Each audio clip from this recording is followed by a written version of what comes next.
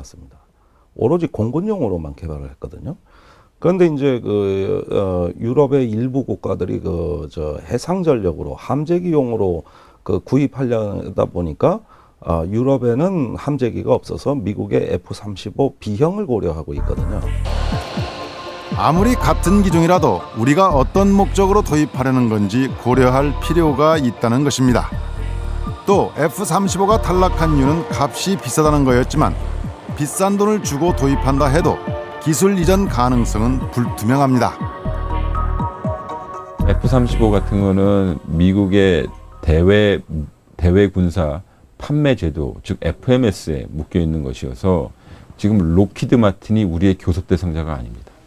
미국 국방부가 교섭 대상자이고 미국 국방부가 즉 여전히 개발되지 않은 개발 중인 비행기이기 때문에 예상 단가와 예상 인도 시기만 제시합니다. 록히드 마틴이 줄 수 있는 혹은 주고 싶은 기술이 있다 하더라도 그럼 미국 정부의 승인을 받아야 됩니다. 그런데 일본은 지난해 F-35 42대 도입을 결정하면서 넉 대만 완제기를 들여오고 나머지는 미국과 공동 생산 및 자체 생산하는 방식으로 계약을 체결했습니다. 일본은 바로 써먹을 전투기가 아니라 미래 전투기 생산 국가가 되기 위해서 일종의 기술 동맹으로 지금 F-35 도입을 하고 있는 건데 우리 경우는 그냥 직구매, 완제기를 도입하는 거기 때문에 기술 이전 혜택이 전혀 없습니다. 그래서 일본하고도 경우가 전혀 다르고. 최종 입찰 때 입찰 조건에 맞지 않는다고 후보에서 제외됐던 유로파이터에게도 재도전의 기회는 있습니다.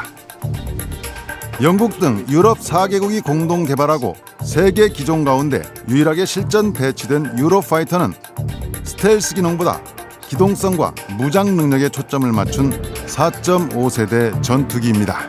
Reduced radar cross-section, which is what stealth means, is one of the means to ensure survivability, but you can ensure and achieve survivability better with other means. So stealth has its place, but it's not a silver bullet, not at all. A combination with some stealth features like Eurofighter, with state-of-the-art standoff missiles like those integrated on Eurofighter, you can accomplish the mission much better with ensuring 100% survivability for the aircraft and the pilot.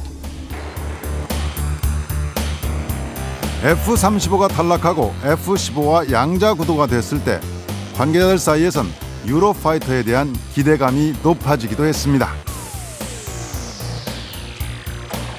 유로파이터 측에서 한국형 차세대 전투기 개발 사업인 KF-X 사업에 적극적으로 기술 이전을 제안했기 때문입니다.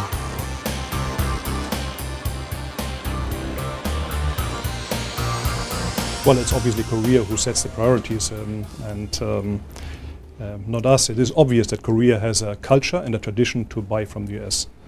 It is always difficult to change a culture. That's no question. But on the other hand, it would provide a convenient diversification and a strategic balance in your supply policies. So I don't think it's a question US or Europe instead of US. I think it's a question of both.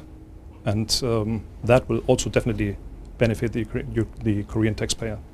유로파이터가 정말 그러한 사례가 있었는지 그렇다면 검증 대상이 되어야 될 것이고요. 국내 생산을 한다 하더라도 국내 생산 시설을 누가 지불할 것이냐.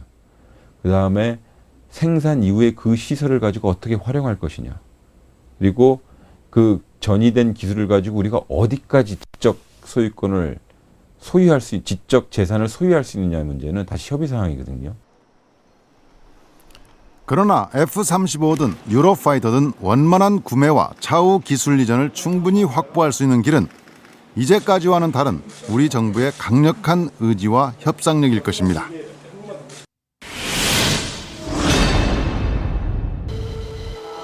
FX 사업에서 기술 이전 협상이 중요한 이유는 한국형 전투기 개발 사업에 첨단 기술을 지원하기 위해서입니다.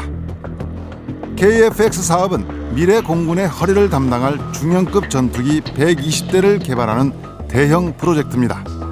그러나 10년 넘게 타당성 검사만 6차례, 지난해 겨우 탐색 개발을 마쳤지만 개발 계획은 여전히 불투명합니다. 여러 가지 정책이 위해서 가다 말고 그랬는데요. 다행히도 우리나라는 이 항공 관련 그 인력을 꾸준히 키워왔습니다.